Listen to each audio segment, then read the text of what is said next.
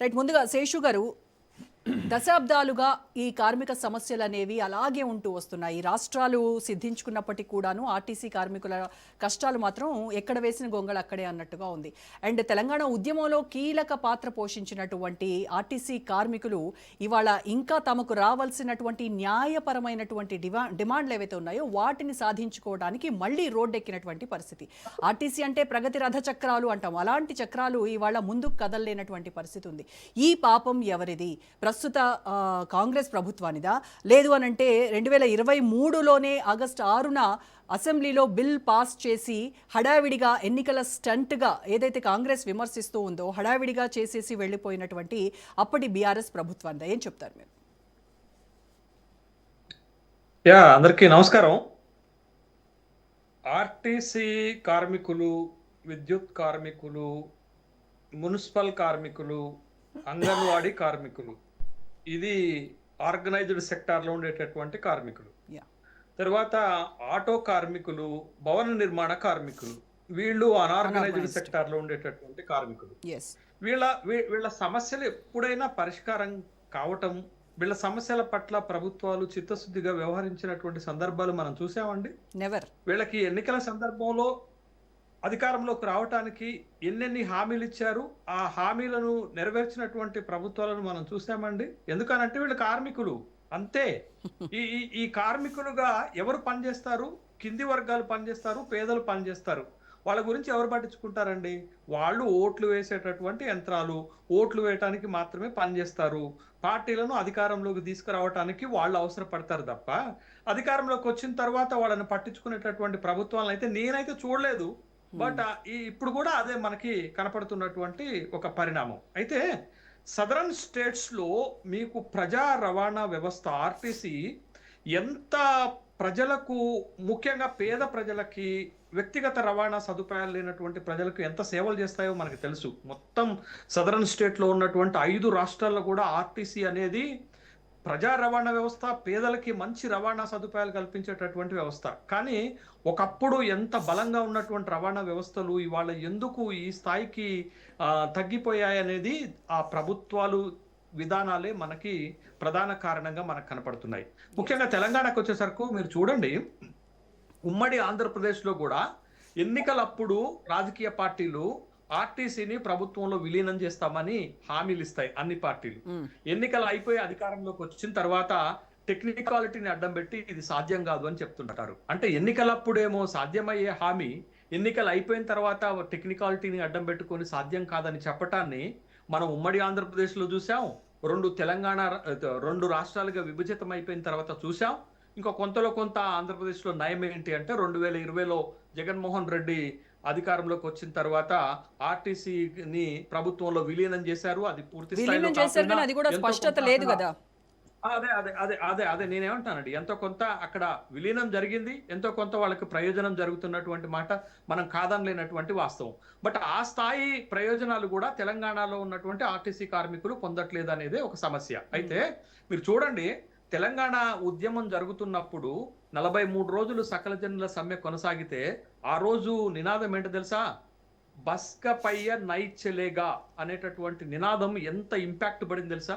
ఆ రోజు గనక బస్సులు తిరిగి ఉంటే 43 రోజులు జరిగినటువంటి సకల జనుల సమ్మెలో పెద్ద ఇంపాక్ట్ ఉండకపోను. కానీ ఒక్క బస్సు కూడా కదలకపోవటం అనేది ప్రజా రవాణా వ్యవస్థని, ప్రజల జీవనాలను అస్తవ్యస్తం చేసింది. కాబట్టి అంత తీవ్రతగా రావటానికి ఆర్టీసీ కార్మికులు చేసినటువంటి సహాయం అనేటటువంటి విషయాన్ని మనం గమనించాలి. మరి తెలంగాణలో ఇప్పుడు 12 సంవత్సరాలు అవుతుంది అది ప్రత్యేక రాష్ట్రం వచ్చి, 2 ప్రభుత్వాలు అధికారంలోకి వచ్చాయి. 2 పార్టీలు కూడా అనేక సందర్భాల్లో ఇవాళ కార్మికులకు హామీలు ఇచ్చాయి. బట్ ఆ హామీలను ఎంతవరకు నెరవేరాయి అనేటటువంటి ఒక ప్రశ్న వేసుకుంటే ఖచ్చితంగా 2 పార్టీలు దోషిగా నిలబడతాయనేటటువంటి వాస్తవాన్ని మనం కాదనలేం. ఇవాళ ఆర్టీసీ కార్మికులు ఒక 32 డిమాండ్లతోటి ప్రభుత్వం ముందు పెడితే ప్రభుత్వమే చెప్తుంది మేము 29 డిమాండ్లకు మేము అంగీకారం తెలుపుతున్నాము. 3 కీలకమైనటువంటి డిమాండ్లు పాలనా పరమైనవి, ఆర్థిక పరమైనవి కాబట్టి మేము వాటి మీద ఒక కమిటీ వేస్తాము, 4 వారాల గడువు కావాలని అంటున్నారు. 4 వారాల గడువు కాదు, 40 రోజులు గడువు ఇవ్వటానికి కూడా కార్మికులు సిద్ధమే. కానీ ప్రభుత్వాలు నమ్మకం కలిగించాలి కదా. ఈ రోజు వరకు కూడా మంగళవారం నాడు స్టార్ట్ అయింది, 21 నాడు ఆర్టీసీ కార్మికులు సమ్మెలోకి వస్తే ఈ రోజు వరకు ముఖ్యమంత్రి నుంచి ఒక ప్రకటన వచ్చిందా అండి? ప్రభుత్వం నుంచి ఒక ఇద్దమిద్దమైనటువంటి ఒక భరోసా కల్పించేటటువంటి ప్రకటన వచ్చిందా అండి? రాకపోబట్టే ఆ రోజు 52 అంటే నిన్న రోజులు నిన్న సమ్మె కేబినెట్ కొనసాగింది. సమావేశం తర్వాత మంత్రులు వచ్చి మాట్లాడారు కదా, మీడియాతో మాట్లాడారు కదా, మేము చర్చలకు పిలుస్తాము, నేను అనేది సానుకూలంగా మంత్రుల ఉన్నాము. కమిటీయో, రేపు పొద్దున వేసే ఉన్నత స్థాయి కమిటీ కమిటీ, కాదండి. ముఖ్యమంత్రి లాంటి స్థాయి వ్యక్తి ఒక హామీ ఇవ్వటంలో తప్పే ఉందండి. ఇప్పుడు సినిమా వాళ్ళకి కష్టం వస్తే ముఖ్యమంత్రి గారు ఇంటికి పిలిపించుకొని మాట్లాడతారు. రియల్ ఎస్టేట్ వాళ్ళకి కష్టం వస్తే ముఖ్యమంత్రి గారు ఆఫీస్కి పిలిపించుకొని మాట్లాడతారు. మరి కార్మికులను ఎందుకు పిలిపించుకోలేదండి? జేఏసీని ఎందుకు పిలిపించుకోలేదండి? తనే చర్చల్లో స్వయంగా ఎందుకు పాల్గొలేదండి? ఇప్పుడు ఇవన్నీ ప్రశ్నలు వస్తాయండి.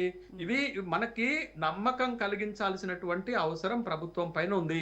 బట్ ఆ నమ్మకం కలిగించడంలో ప్రభుత్వం వైఫల్యం చెందింది కాబట్టి 52 రోజులు 2019లో సమ్మె కొనసాగితే ఆత్మహత్యలు జరిగాయి కదా, 36 మంది చనిపోయారు కదా.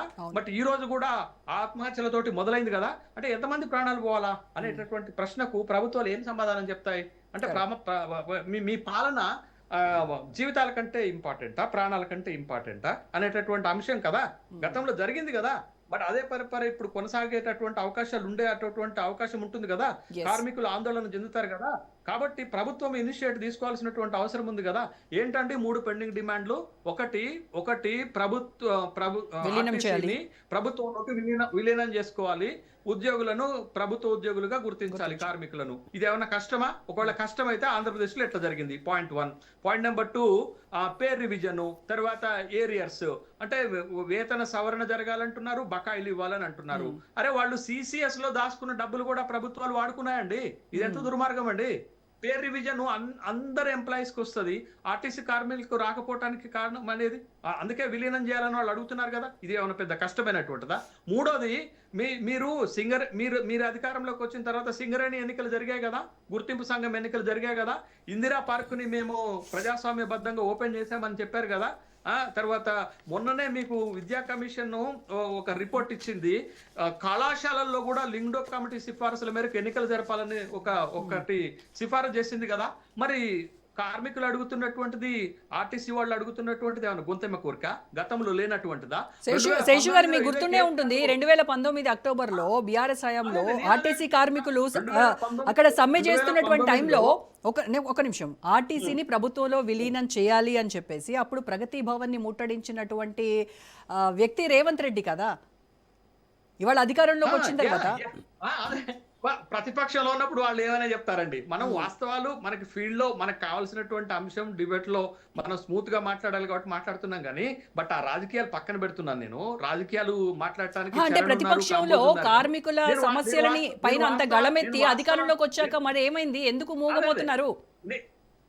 నేను అదే వాస్తవాలను మీ ముందు పెడుతున్నాను. 2019లో మొత్తము ఆర్టీసీ సమ్మెను ట్యాకిల్ చేసింది ఎవరండి? ఇదే సంఘాలు, యూనియన్ ట్యాకిల్ చేశాయి కదా. అశ్వత్థామరెడ్డి ఉన్నాడు కదా, థామస్ ఉన్నారు కదా. మరి కేసీఆర్ ప్రగతి భవన్ కి పిలిపించుకొని, డిపోకి 4 మహిళలను పిలిపించుకొని 400 మందితోటి ప్రగతి భవన్ తోటి నాన్ వెజ్ తో ఫుడ్ చేసినటువంటి ప్రక్రియ ఏంటండి? ఏం ప్రక్రియ చేశారనేటటువంటి ఒక ప్రశ్న వస్తుంది కదా. ఈ ఆర్టీసీలో ఉన్నటువంటి సంఘాలను నిర్వీర్యం చేయటం వల్ల, వాళ్ళకి యూనియన్ లేకపోవటం వల్ల, వాళ్ళ సమస్యలను ప్రభుత్వం దృష్టికి తీసుకుపోయేటటువంటి ఒక బ్రిడ్జ్ ని తెగొట్టినటువంటి సందర్భం ఉంది కదా. మరి వాళ్ళు అడుగుతున్నది ఏంటంటే, వాళ్ళు యూనియన్ ని పునరుద్ధరించండి, ఎన్నికలు పెట్టండి అంటున్నారు. సింగరేణిలో పెట్టాం కదా మనం.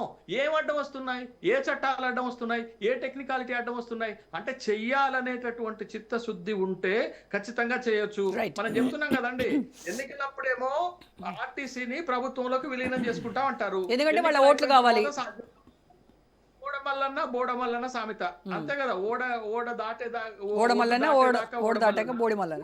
తర్వాత బోడమల్లన్న. ఇప్పుడు ఇవాళ ప్రభుత్వాలు చేస్తున్నటువంటి పరిస్థితి కూడా అదే కదా. ఇక మీరు అన్నది ఏంటంటే, రేవంత్ రెడ్డి ఒక్క విషయంలోనే కాదండి, అంగన్వాడీలకు అదే హామీ ఇచ్చాడు, విద్యుత్ కార్మికులకు అదే హామీ ఇచ్చాడు, ఆటో వాళ్ళకి సంవత్సరానికి 12,000 రూపాయలు ఇస్తామన్నాడు. ఏ ఒక్కటైనా కార్మికుల పక్షపాతిగా కార్మికుల కోసం ఈ ప్రభుత్వం చేసినటువంటి వాళ్ళు ఇస్తానటువంటి హామీలు అవి చాంతాడంతున్నాయిలేండి. అవన్నీ మాట్లాడాలంటే మనం ఒక 3-4 మారథాన్ డిబేట్ మనం కొనసాగించాల్సి ఉంటుంది. రైట్ శేషు గారు, మరి కాంగ్రెస్ నాయకుల వెర్షన్ కూడా విందాము.